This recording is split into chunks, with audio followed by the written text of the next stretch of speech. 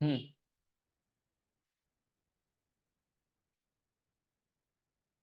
তাহলে Microsoft power point, এটা নিয়ে মূলত আমরা কি করব, প্রেজেন্টেশনের কাজ করব। বিভিন্ন ধরনের প্রেজেন্টেশনের যে কাজগুলো হয় সেটা আমরা করতে পারবো। এর সাথে সাথে আমরা বিভিন্ন ধরনের অ্যানিমেশন ভিডিও তৈরি করতে পারবো।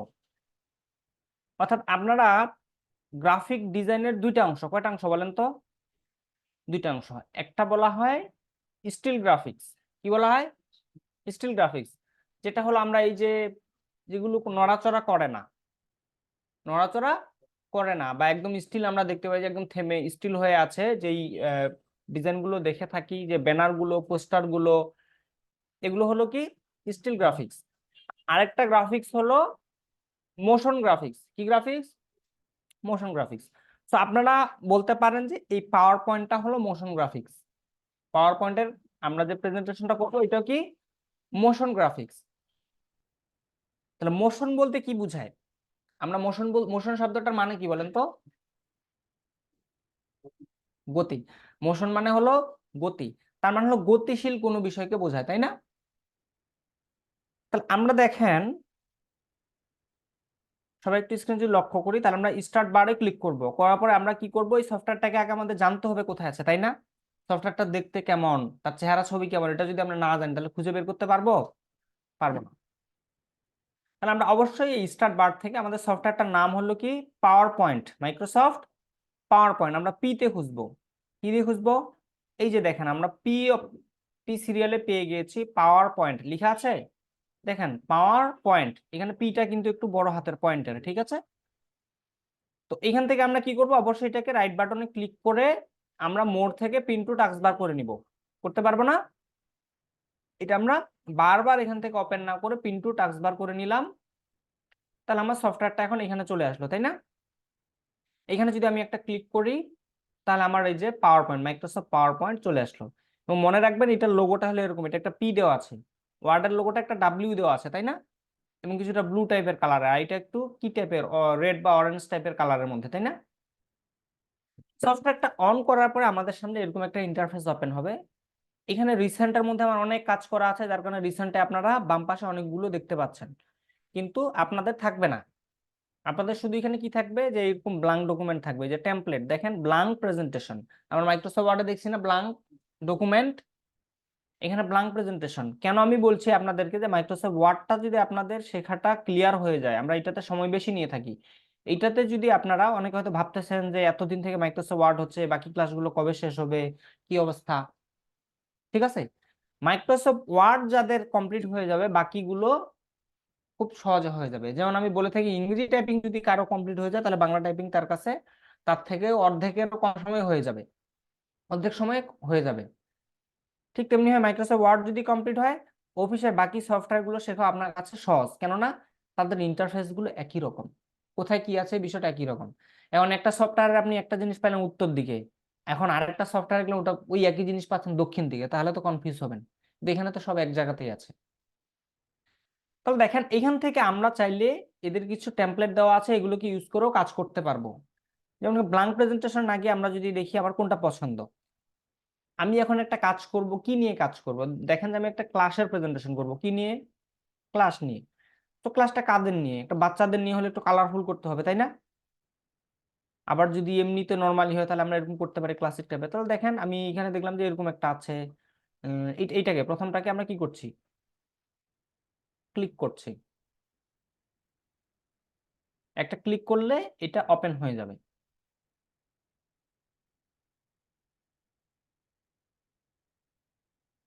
তাহলে দেখেন আমাদের এরকম একটা ডকুমেন্ট আসবে, এখানে দেখাচ্ছে আমার, এই যে এখানে আমি টাইটেল লেআউট, এখানে টাইটেল দিতে পারবো, এখানে সাবটাইটেল দিতে পারবো। তার মানে আমি এখানে লিখতে পারবো কি, আমার ক্লাসের নামটা লিখতে পারবো। যেমন লিখলাম যে ক্লাস, এখানে 1 দিলাম, ক্লাস 1। এখানে লিখলাম কি মাইক্রোসফট পাওয়ার পয়েন্ট, লিখা যাবে না? এখানে সাবটাইটেল আপনারা তখন লিখতে পারেন, লিখা তো আর শিখতে হবে না নাকি? আচ্ছা দেখেন, তারপরে দেখেন এখানে আরো কি কি আছে ভিতরে, ইমেজটাতে এইগুলো রয়েছে। তো আমি যদি চাই এখানে ইমেজ করা যাবে, আমি তো ভিতরে গিয়ে কাস্টমাইজ করতে পারবোই। থিম আছে দেখেন, এইখানে আবার কালার থিম আছে, কি আছে? আপনি চাইলে কালার চেঞ্জ করে নিতে পারবেন আপনার যেটা পছন্দ। সো ওকে, আমি এটা প্রথমটাই নিচ্ছি, নেওয়ার পর এই যেখানে ক্রিয়েট বাটন আছে, আমি এখানে ক্লিক করতে হবে। তাহলে আমার কি হলো, এই যে অটোমেটিক একটা স্লাইড এখানে চলে আসছে। এটাকে আমাদের কভার স্লাইড বলে। কি বলে? Cover slide. কারণ একটা ক্লাসের মধ্যে আপনারা যখন ক্লাস নিয়েছি তখন দেখেছেন না একটার পর একটা স্লাইড আসতে থাকে। প্রথমে যে স্লাইডটা ওইটা হলো কি একদম ওখানে আমার প্রথমে স্লাইডটা দিয়ে ক্লিয়ার হয়ে যায় আমি আসলে কি নিয়ে ক্লাস নিব বা কি প্রেজেন্টেশন করব, তাই না? তাহলে এটা হলো আমরা এইভাবে করে নিতে পারি। এখন আমি যাচ্ছি না, আমি আমার নিজের মতো করে তৈরি করব। কিসের মতো করে? নিজের মতো করে। তাহলে ফাইল থেকে আমরা কি করব, আমি যদি নিউ নেই, দেখেন নিউ অপশনটা আছে। আচ্ছা, তারপরে ব্ল্যাঙ্ক প্রেজেন্টেশন নিব আমরা। ব্ল্যাঙ্ক প্রেজেন্টেশন নিলে দেখেন একদম সাদা একটা ক্যানভাস চলে আসছে নাকি? এইখানে আমরা এখন কাজ করতে পারবো। এখন দেখেন এখানে আমরা আজকে মূলত এই সফটওয়্যারটা ইন্টারফেসটা সম্পর্কে জানবো, যে কোথায় কি রয়েছে, বেসিক ধারণাগুলো। মাইক্রোসফট ওয়ার্ডের মতো দেখেন এখানে কি রয়েছে, মেনু বার আছে, আছে ফাইল আছে, ফাইলের মধ্যে দেখেন একই রকম মোটামুটি সবকিছু। বুঝতে পারছেন? একটু হয়তো এদিক ওদিক আছে কিছু বিষয়, এটা আমরা দেখে নিব ইনশাল্লাহ, কিন্তু সব বিষয় একই। দেখেন new, open, save, save S. আচ্ছা এখন বলেন সেভ এস এর কাজ কি? হাসিকুল ভাই বলেন, সেভ এস এর কাজ শেখানো হয়েছিল, সেভ এস এর কাজ কি? আচ্ছা আশিক বলো। আশিক ভিডিও দেখছো কয়টা ক্লাসের? সিলেবাসের কাজ হচ্ছে এটা হচ্ছে মনিটরে সেট করা। আচ্ছা যাই হোক, তারপর হাসিকুল, ইয়া আশিক, আশিক বলো। করো নাই, এতদিনে তুমি ভিডিওগুলো শেষ করো নাই। ইয়া মাহবুব। সেভ করে রাখা। আচ্ছা ভেরি গুড। তারপরে আজাদ। সিলেবাসের কাজ হচ্ছে ভাইয়া হাউ কিছু করছে সেই লেখাটা আমি ব্যবহার করব। আচ্ছা যাক, আজাদ মোটামুটি কাছাকাছি গিয়েছে, বাট আপনারা জান নাই। বুঝতে পারছেন? তাহলে সিএসএস এর কাজ কিন্তু আমি দেখাইছিলাম মাইক্রোসফট অফিসে, হয়তো আপনার এটা মাথায় নেন নাই বা নোট করেন নাই বা ওইভাবে দেখেন নাই। সিএসএস হলো আমার একটা ফাইল আছে, যেমন আজাদ বললো যে মাহবুব, মাহবুবের কাছে একটা জিনিস আছে, আমি সেম জিনিসটা ওর কাছ থেকে নিয়ে, ওর কাছ থেকে আইডিয়া নিয়ে আমি আরেকটা তৈরি করব। অর্থাৎ কপি করে নেওয়া, আমার আগের ফাইলটা থেকে যাবে কিন্তু এটা একটা কপি হবে। কি হবে? কপি হবে। এখন দেখেন যে আপনি কাজ করতেছেন কি নিয়ে, কাজ করতেছেন সিভি নিয়ে। এখন আপনার একটা প্রজেক্টের কাজ আছে 100টা সিভি তৈরি করতে হবে। কয়টা? 100টা। এখন আপনি একটা সিভি তৈরি করছেন কয়টা? একটা কমপ্লিট। এখন একটা করবেন সিভিতে তো মূলত বেসিক ফরম্যাট গুলো একই রকম, শুধু বাকিগুলো চেঞ্জ করতে হয়, নাম ঠিকানা ইত্যাদি এই বিষয়গুলো চেঞ্জ করতে হয়, তাই না? তাহলে এখন আপনি নতুন করে যখন দ্বিতীয় জনেরটা করবেন তখন কি আপনি প্রথম যেটা করলেন ওটা সেভ দিয়ে ক্লোজ করে দিয়ে আবার একটা নতুন ডকুমেন্ট নিয়ে যখন আবার নাম ঠিকানা এভাবে লিখবেন, name, father name, mother name, এগুলো লেখার দরকার আছে কি? না। আমি ওই আগের ফাইলটা জাস্ট কি করবো, সেভ এস করবো। এটা তো আমার সেভ করা আছেই, ওয়ান দিয়ে সেভ করা আছে। ধরুন যে ওয়ান দিয়ে নাম দিলাম হলো হাসিকুল, হাসিকুল ভাইয়ের ওইটা। টু দিয়ে এখন আমি টু দিয়ে করবো হলো কার, আজাদের। তাহলে কি করবো, ফাইল থেকে সেভ এস করবো। তাহলে আমার অবশ্যই এটা সেভ রাখতে হবে, আগেরটা কন্ট্রোল এস দিয়ে শেষ পর্যন্ত সেভ করতে হবে। যখন ফাইল থেকে সেভ এস করবো তখন আমার আগের ফাইলটা আগের জায়গায় থাকবে, নতুন একটা ফাইল ওখান থেকে আমি কি করতে পারবো, রেপ্লিকা কপি নিতে পারবো। বুঝতে পারছেন বিষয়টা? ক্লিয়ার? নিউ এর বিষয়টা তো বুঝেন, আমরা একটা নতুন নিব, তাই না? আচ্ছা, তারপর দেখেন হোম, হোমের মধ্যে দেখেন তো মাইক্রোসফট ওয়ার্ডের মতো সব বিষয়গুলো আছে কিনা? আছে। কাট কপি পেস্ট আছে। এই যে এখানে এইখানে কিছু বিষয় আছে, নিউ স্লাইড, লেআউট, রিসেট, এগুলো একটু পার্থক্য আছে। তারপর এখানে দেখেন এই যে টাইপিং এর বিষয়গুলো আছে, যে ফন্টের পুরো বিষয়টা আছে। তারপরে এইখানে দেখেন এই যে প্যারাগ্রাফের সব বিষয়গুলো আছে। দেখেন এখানে কিন্তু শর্টকাটে আমাদের শেপের বিষয়গুলো আছে, যেগুলো আমরা ইনসার্ট থেকে করছিলাম, তাই না? আচ্ছা, তারপরে দেখেন এখানে অ্যারেঞ্জ আছে, অ্যারেঞ্জের কাজ শিখছিলাম না আমরা। অ্যারেঞ্জ মানে কি, লেয়ার ভিত্তিক, সামনে উপরে পিছনে, bring to front, bring to back, এগুলো করেছিলাম না? তারপরে কুইক স্টাইল, কুইক স্টাইল আমরা কাজ করেছিলাম। তারপরে যে ফিল কালার, আউটলাইন, তারপর হলো শেপ ইফেক্ট, এগুলো করছি না? বিভিন্ন ধরনের ইফেক্ট দিছিলাম, শ্যাডো দিয়েছিলাম, তারপরে ফিল কালার দিছিলাম, আউটলাইন কালার করছিলাম। তারপরে এখানে দেখেন ফাইন্ড, রিপ্লেস, এগুলো তো ছিল, তাই না? তারপর দেখেন ইনসার্ট, ইনসার্টে গিয়েও ঠিক একই রকম বিষয়, দেখেন সবগুলো বিষয় আছে। নিউ স্লাইড শুধু একটা আছে, টেবিল আছে, পিকচার আছে, সব বিষয় দেখেন একই রকম। শুধু এখানে ভিডিও এবং অডিও, এখানে একটা কাজ আছে আমাদের, কি আছে, ভিডিও, অডিও, স্ক্রিন রেকর্ডিং, এই তিনটা জিনিস এখানে এক্সট্রা। কেননা যেহেতু এটা আমাদের মূলত কি হবে, একটা প্রেজেন্টেশন, তাই না? তারপর দেখেন ডিজাইন, ডিজাইনের মধ্যে দেখেন ওই একই রকম, মাইক্রোসফট ওয়ার্ড এরকম ছিল না? ছিল কিনা বলেন? এখানে আমরা চাইলে এই ডিজাইন থিম গুলো চেঞ্জ করতে পারবো। তারপরে দেখেন এই যে ব্যাকগ্রাউন্ড, ফরম্যাট ব্যাকগ্রাউন্ড, আমরা ব্যাকগ্রাউন্ড কালার দিতে পারছিলাম মাইক্রোসফট ওয়ার্ডে ইমেজটাতে, ঠিক একই বিষয় এখানে আছে। ট্রানজেকশন এখানে হলো একটা বিষয় যেটা মাইক্রোসফট ওয়ার্ডে ছিল না। ট্রানজেকশনটা কি? ট্রানজেকশন আপনারা দেখবেন কখনো যদি কোনো ভিডিও বা সিনেমা বা শর্ট ফিল্ম দেখে থাকেন, দেখবেন যে হুট করে একটা সিনেমার শুরুর দিকে এগুলো বেশি হয়ে থাকে ট্রানজেকশনটা, যে একটা স্লাইডের পর বিশেষ করে দেখবেন যে ছবি নিয়ে যেগুলো কাজ করায়, ছবি নিয়ে স্লাইড তৈরি করা হয় না, একটা ছবির সাথে পরে আরেকটা ছবি যখন আসছে মনে হচ্ছে ছবিটা একদম ভেসে আসছে, ভেঙে আসছে, চুরে আসছে, এরকম করে আসে না? তো এইটা হলো ট্রানজেকশনের কাজ। ঠিক আছে। তারপর অ্যানিমেশন। অ্যানিমেশন কি?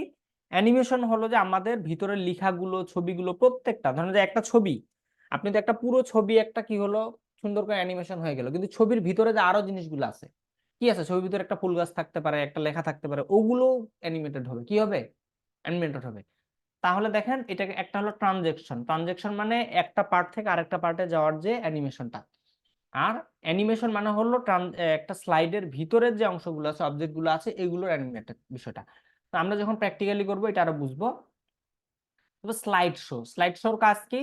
অর্থাৎ আমাদের কাজ কমপ্লিট, এটাকে আমাদের স্ক্রিনের মধ্যে সবাইকে আমি শো করব। যখন আমি আপনাদের ক্লাসটা নেই তখন স্লাইড শো থেকে গিয়ে কি করি, স্লাইড শোটা স্টার্ট করে আমরা কাজ করি। বুঝতে পারছেন?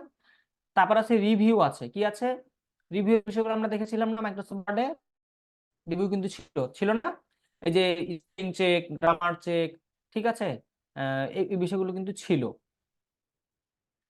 তারপরে ভিউ, ভিউ থেকে আমরা কোন মুডে দেখতে চাচ্ছি, আমরা ওখানে দেখছিলাম না প্যারাগ্রাফ মুড দেখছিলাম, তারপরে আপনার হলো ওয়েব ওয়েব ভার্সনে দেখছিলাম, দেখছিলাম না? এখানে কিছু বিষয় আছে, এগুলো আমরা এখানে চাইলে ইউজ করতে পারি যদি আমাদের প্রয়োজন হয়। অ্যাড ইনের কাজ, কাজ শিখেছেন না? অ্যাডস ইন করেছিলাম না আমরা, উইকিপিডিয়া দিয়ে কাজ করেছিলাম না? তো এখানে দেখেন আমরা, এখানে আমাদের রেকর্ডার আছে, কি আছে? আমরা অ্যাড ইনসে আসে আমাদের রেকর্ডার আছে, আমরা এখানে রেকর্ড করতে পারবো ভয়েস। তারপরে কি আছে, ক্যামটাশিয়া একটা সফটওয়্যার এখানে অ্যাড করা আছে, ওইটাও করতে পারবো। তারপরে কি আছে, ক্যামেরা দেখতে পারবো। তারপরে এখানে কি আছে, রেকর্ডিং, ক্যামটাশিয়া রেকর্ডিং অপশন আছে। তো এই অপশনটা আপনাদের না থাকতে পারে, এই কয়েকটা কোনটা, এই রেকর্ডের পরের যে বাকি কয়েকটা অপশন দেখছেন, এটা আরেকটা সফটওয়্যার আবার এখানে অ্যাড করা আছে, যার কারণে এখানে এই বিষয়গুলো দেখাচ্ছে। সেটা হলো ক্যামটাশিয়া স্টুডিও, এটা ভিডিও এডিটিং একটা সফটওয়্যার। তারপরে হেল্প, হেল্পের কাজও আমরা জানি, জানি কি না? সবাই বলবেন, না জানলে বলবেন যে জানি না, তাহলে এখানে রিপিটেশন হয়ে যাবে। এখানে আপনাদের মাইক্রোসফট ওয়ার্ডের বিষয়গুলো রিপিটেশন হয়ে যাবে। কেউ যদি বলেন যে ভাইয়া জানি না, তো কথাটা বলতে হবে। তাহলে আমি যদি হয়তো মাইক্রোসফট ওয়ার্ডে তখন ক্লাস নিয়েছিলাম আধা ঘন্টা 45 মিনিট, এখন যদি আমি 2 মিনিট আপনাদের বলে দিই তাহলে তখনকার কথাটা মনে পড়বে, চুপ করে থাকবেন না। টেরাবক্স, টেরাবক্সটা আপনাদের দরকার নাই, এটা হলো আমার একটা Google storage, sorry Google online storage. তার ফরম্যাট আছে, আমাদের ফরম্যাটিং এর কাজও আমরা দেখেছিলাম না? দেখেন ফরম্যাটিং এ কিন্তু আগের যতগুলো বিষয় আছে এখানেও কিছু বিষয় আমাদের চলে এসেছে। Tell me what you want, এখান থেকে আমরা হেল্প নিতে পারবো। তাহলে এই হলো মূলত আমাদের ফাইল মেনু। বুঝতে পারছেন?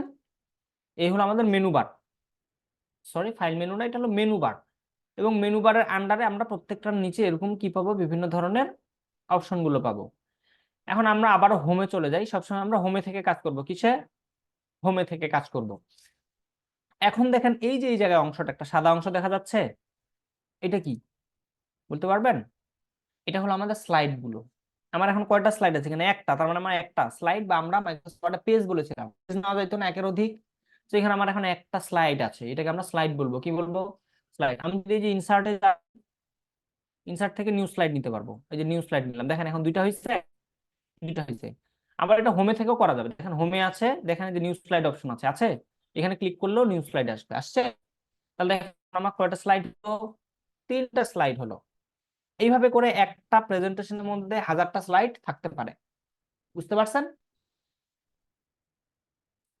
তো এই হলো আমাদের মূলত আজকের সফটওয়্যার, আপনারা সফটওয়্যার ইন্টারফেসটা নিয়ে একটু ঘাটাঘাটি করবেন, তাহলে এই ফাঁকে মাইক্রোসফট ওয়ার্ডটারও একটু ইন্টারফেস গুলো দেখবেন, তা আপনাদের একটু আগের ধারণাগুলো ক্লিয়ার হয়ে যাবে। এখন এখানে মূলত আমাদের কাজ কি করতে হবে, এটাকে ডিজাইন, কি করতে হবে, ডিজাইন আমরা কিভাবে করব? এখন ডিজাইন সাধারণত ডিজাইনের জন্য আমরা জানি যে বিভিন্ন সফটওয়্যার ব্যবহার করা হয়, কিন্তু আমরা এইখানেই ডিজাইন করতে পারবো।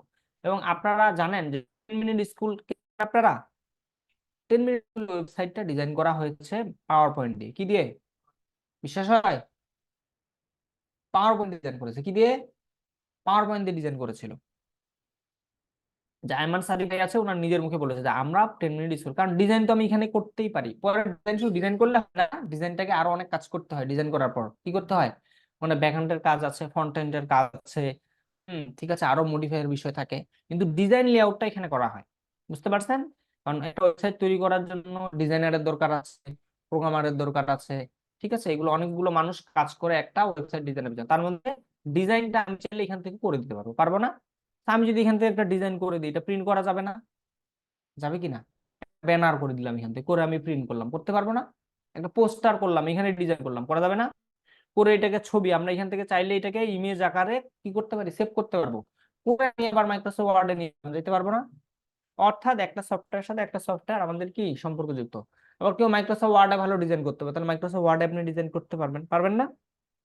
আচ্ছা, তারপরে আমাদের আরো কিছু সফটওয়্যার আছে, যেমন আপনারা যদি এখানে লিখে এখানে সার্চ বারে সার্চ করুন পেইন্ট, কি লিখে সার্চ করবেন? PA,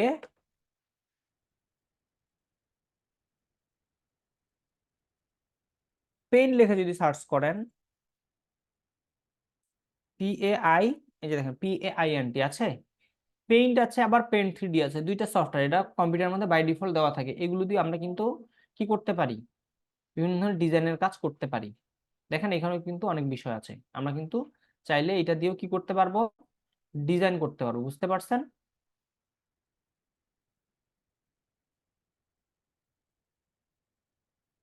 এদিক দিয়ে কিন্তু করা যায়, এগুলো কালার দেওয়া যায়, এখানে বিভিন্ন মডিফাই করা যায়, এগুলো বিভিন্ন ভাবে মডিফাই করা যায়। তো এখান থেকে আমরা একটা ডিজাইন করে নিয়ে কি করতে পারি, কাজ করতে পারবো না?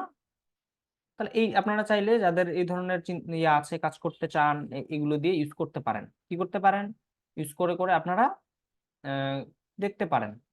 দেখি এখানে চেঞ্জ করে দেখেন, তাহলে এই যে একটা শেপ তৈরি করে ফেললাম, তাই না? এরকম শেপের আমার দরকার হতে পারে, পারে না?